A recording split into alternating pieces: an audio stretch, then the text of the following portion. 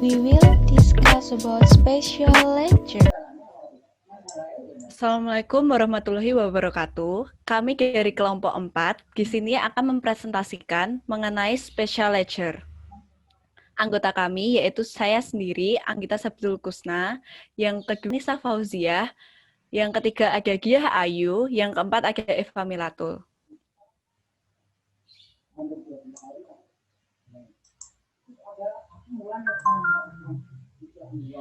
Pertama, special lecture concept. Special ledger atau buku besar pembantu sebagai akun kontrol, sedang akun yang ada dalam buku besar pembantu merupakan rincian dari akun buku besar tertentu.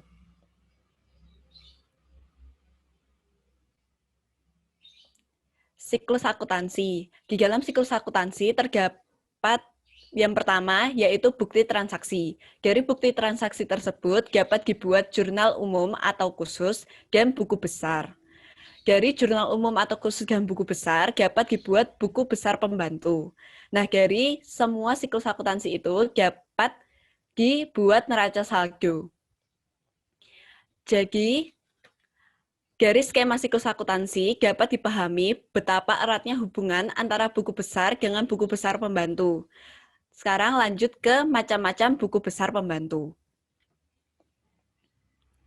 Buku besar pembantu dibagi menjadi dua, yaitu bentuk skontro dan bentuk stafel. Bentuk skontro adalah salah satu buku besar berbentuk sebelah menyebelah atau disebut dua kolom.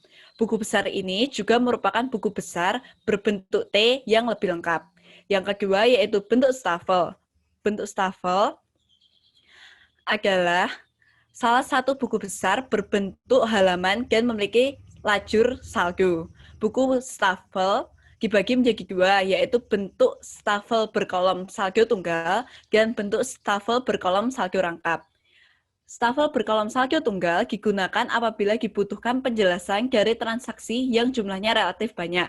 Sedangkan bentuk stafel berkolom saldo rangkap bentuknya mirip dengan stafel berkolom saldo tunggal, tetapi bedanya dalam bentuk ini saldo dibagi menjadi dua kolom, yaitu kolom debit dan kolom kredit.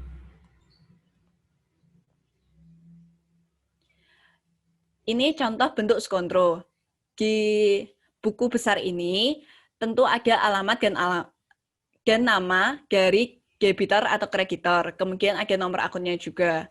Nah, di sini debit dan kredit letaknya bersebelahan dan tidak ada saldo di dalamnya.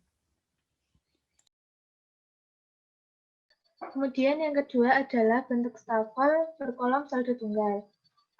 Seperti ada nama, alamat, dan nomor akun. Kemudian ada tanggal keterangan ref, debit, kredit, dan saldo. Kemudian yang terakhir adalah bentuk stafel berkolom saldo rangkap. Ini sama dengan bentuk stafel berkolom saldo tunggal, bedanya yang ada di saldo kita membreakdown kolom saldo menjadi dua, yaitu kolom debit dan kredit. Kemudian, aturan debit dan kredit. Akun yang jika bertambah di sebelah debit adalah akun aktiva, prive, dan beban. Akun yang jika bertambah berada di kredit adalah akun hutang, modal, dan pendapatan. Kemudian akun yang jika berkurang berada di debit yaitu akun hutang, akun modal, dan akun pendapatan. Akun yang jika berkurang berada di kredit adalah akun aktiva, akun prive, dan akun beban. Kemudian, fungsi special ledger. Yang pertama yaitu memudahkan dalam proses penyusunan laporan keuangan sehingga meminimalisir kesalahan pencatatan dalam buku besar umum. Yang kedua, pembanding dalam ketelitian pencatatan buku besar umum. Karena dalam buku pembantu berisi detail rincian dari saldo-saldo pada buku besar umum. Yang ketiga, pembagian tugas dalam pengerjaan laporan akuntansi keuangan sebuah perusahaan. Yang keempat, mempermudah dalam pencarian informasi mengenai jumlah akun dari pihak-pihak yang terkait.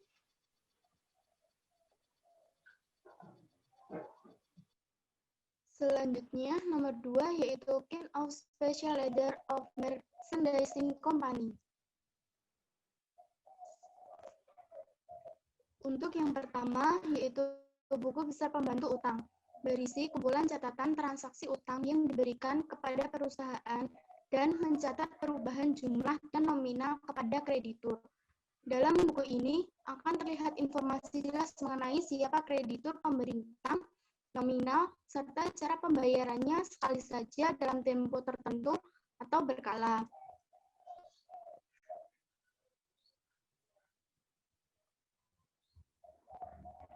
Sumber data pencatatan dalam buku pembantu utang berasal dari yang pertama, faktur pembelian, yang kedua, bukti pengeluaran, yang ketiga, nota debit atau kredit. Ini digunakan sebagai bukti pengembalian barang yang dibeli dengan cara pembayaran kredit.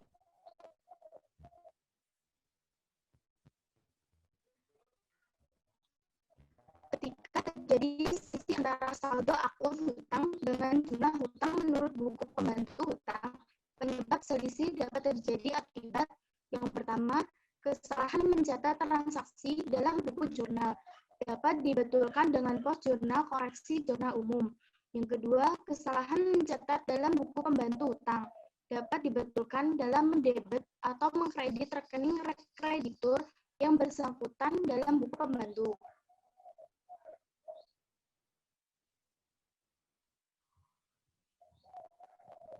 Selanjutnya yaitu buku besar pembantu piutang, berisi kumpulan piutang atau tagihan dari langganan kredit. Dalam hal ini, perusahaan menjual barangnya kepada pihak lain dengan melakukan transaksi penjualan kredit. Di buku ini terdapat rincian data debitur, nominal tagihan, dan cara pembayaran secara kredit dilakukan setiap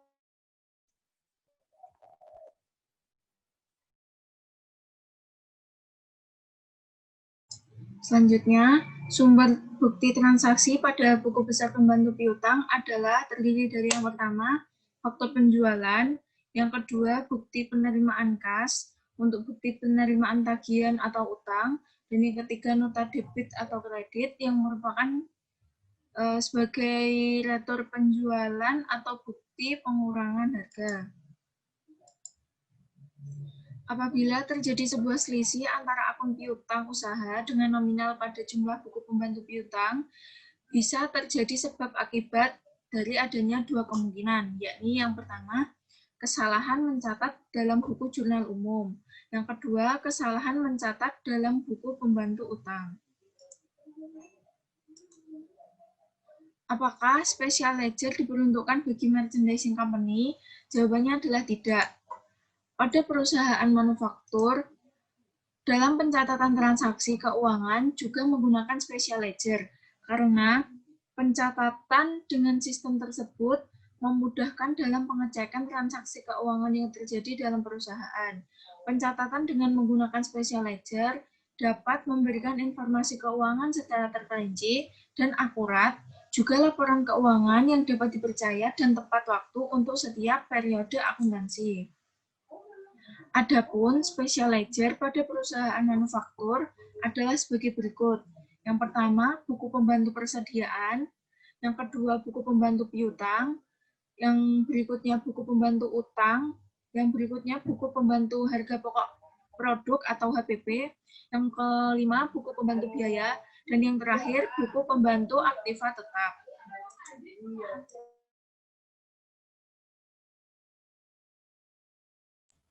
Kemudian ada contoh kasus. Yang pertama yaitu buku besar pembantu utang. Di sini ada rincian dari hutang-hutang selama bulan Juli 2017. Nah, kita membuat buku besar pembantu utang sesuai dengan kreditor yang ada. Dan susunannya sesuai dengan abjad. Yang pertama kita buat dulu dari PT Garuda Kencana. Nah, pada awal bulan Juli, tepatnya pada tanggal 1 Juli 2017, kita berhutang kepada PT Garuda Kencana sebanyak Rp2.300.000, yang kemudian dimasukkan ke dalam buku besar pembantu dengan saldo sebanyak Rp2.300.000.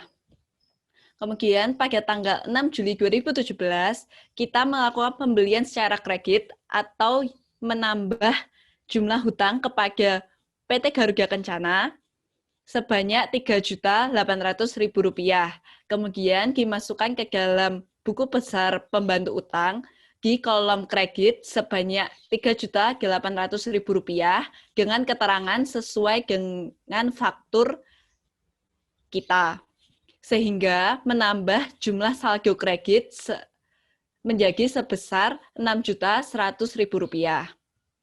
Kemudian pada tanggal 18 Juli 2017, kita melakukan cicilan terhadap PT Garuda Kencana sebanyak Rp1.600.000 yang kemudian dimasukkan ke dalam kolom debit dengan keterangan sesuai dengan cash out yang kita keluarkan.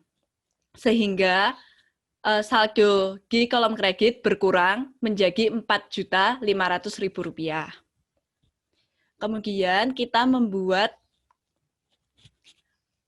buku besar pembantu utang di perusahaan kreditor kedua, yaitu PG Karya Cemerlang. Pada tanggal 1 Juli 2017, kita sudah melakukan pembelian kredit atau memiliki hutang kepada PT EPG Karya Cemerlang sebanyak Rp2.200.000 yang kemudian dimasukkan ke dalam buku besar dengan saldo di kolom kredit Rp2.200.000. Kemudian pada tanggal 10 Juli 2017, kita melakukan pelunasan terhadap hutang tersebut sebanyak Rp2.200.000 dimasukkan ke kolom debit dengan keterangan sesuai cash out yang kita miliki, sehingga menyebabkan saldo di kolom kredit menjadi Rp0. Kemudian pada tanggal 25 Juli 2017, kita melakukan pembelian kredit atau berhutang kembali kepada PG Karya Cemerlang sebanyak Rp2.700.000 yang kemudian dimasukkan ke dalam buku besar di kolom kredit dengan keterangan sesuai dengan faktur yang kita keluarkan, sehingga menambah jumlah saldo di kolom kredit sebanyak Rp2.700.000. Kemudian kita membuat buku besar pembantu dengan kreditor PG Sumber Ilmu. Kita sudah melakukan hutang kepada kreditor PG Sumber Ilmu pada tanggal 1 Juli 2017 sebanyak Rp1.000.000 yang kemudian dimasukkan ke dalam saldo di kolom kredit sebanyak Rp1.000.000 sehingga saldo berkurang Rp1.000.000 menjadi Rp0. 14 Juli 2017, kita melakukan pembelian kembali kepada PG Sumber Ilmu sebanyak Rp2.500.000 yang kemudian dimasukkan ke dalam buku besar di kolom kredit dengan keterangan faktur yang kita miliki, sehingga saldo di kolom kredit bertambah menjadi Rp2.500.000. Kemudian pada tanggal 27 Juli 2017, kita melakukan cicilan kepada PG Sumber Ilmu sebanyak Rp1.000.000 sehingga dimasukkan ke dalam buku besar di kolom debit sebanyak Rp1.000.000 dengan keterangan cash out yang kita miliki, yang menyebabkan saldo di kredit berkurang menjadi Rp1.500.000.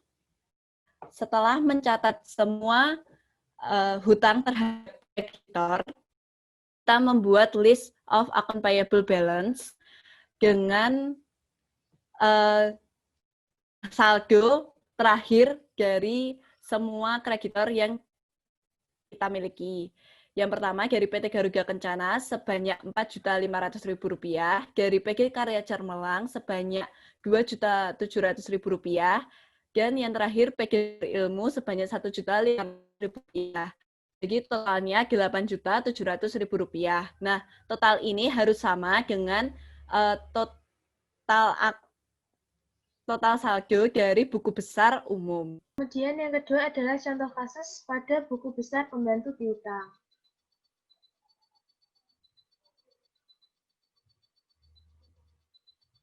Berikut adalah transaksi piutang yang dilakukan oleh Carmila Stationery. Kemudian kita membuat account receivable subsidiary ledger pada debitor PD Buana. Pada tanggal 1 Juli 2020, data piutang kepada pihak debitor yaitu sebesar Rp5.700.000. Kita masukkan ke dalam saldo kolom debit sebanyak Rp5.700.000. Kemudian pada tanggal 10, kita menerima piutang dari pihak debitur sebanyak Rp5.700.000. Kita masukkan ke dalam kolom kredit sebanyak Rp5.700.000 yang kemudian menyebabkan piutang dari PD Buana Fajar menjadi Rp0.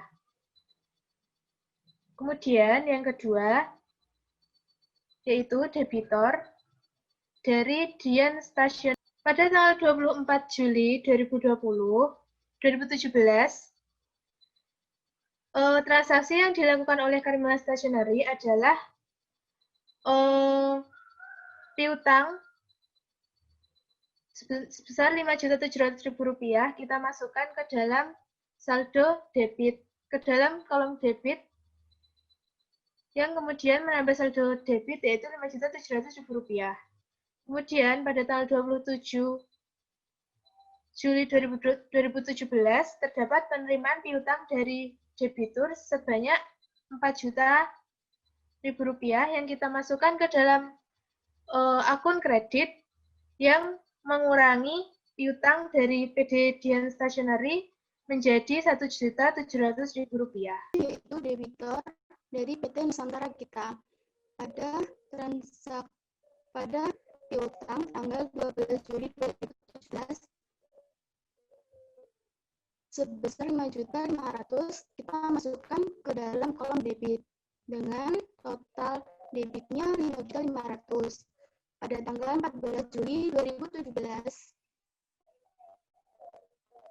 sebesar Rp3.000 kita masukkan ke kolom kredit dengan mengurangi akun total debit dari Rp5.500.000 dikurangi Rp3 juta menjadi Rp2.500.000. Selanjutnya dari debitor PT Nusantara Kita pada piutang tanggal 5 Juli 2017 sebesar Rp4.300.000 kita masukkan ke kolom debit dan kita masukkan ke total debitnya sebesar Rp4.300.000. Untuk selanjutnya yaitu pada debitor PD Sinar Fajar yang mula-mula pada tanggal 1 Juli 2017 dibuka dengan transaksi piutang dari PD Sinar Fajar sebesar Rp6.400.000. Kemudian dimasukkan ke dalam akun debit sehingga pada akun debit saldonya adalah sebesar Rp6.400.000. Kemudian pada tanggal 4 Juli 2017 PD Sinar Fajar membayar piutang kepada Carmila Stationery sebanyak Rp5 juta, sehingga diletakkan pada akun kredit sebanyak Rp5 juta, sehingga mengurangi saldo akun debit yaitu Rp6.400.000 dikurangi Rp5 juta, sehingga saldonya yaitu sebanyak Rp1.400.000. Kemudian pada akhir periode dibuat list of account receivable balance. Saldo-saldo piutang, yaitu pada akhir periode PD Buana Fajar sudah tidak memiliki piutang kepada Carmila Stationery. Yang kedua, PD Dian Stationery memiliki piutang sebesar Rp1.700.000, PD Jaya Kami sebesar Rp2.500.000, PD Nusantara Kami yaitu sebesar Rp4.300.000, dan PD Sinar Fajar Rp1.400.000, sehingga total piutang Carmila Stationery pada akhir periode adalah sebesar Rp9.900.000 dan saldo ini harus sama dengan saldo piutang pada buku besar umum. Terima kasih. Sekian presentasi dari kelompok kami tentang special ledger. Wassalamualaikum warahmatullahi wabarakatuh. Thanks for your attention.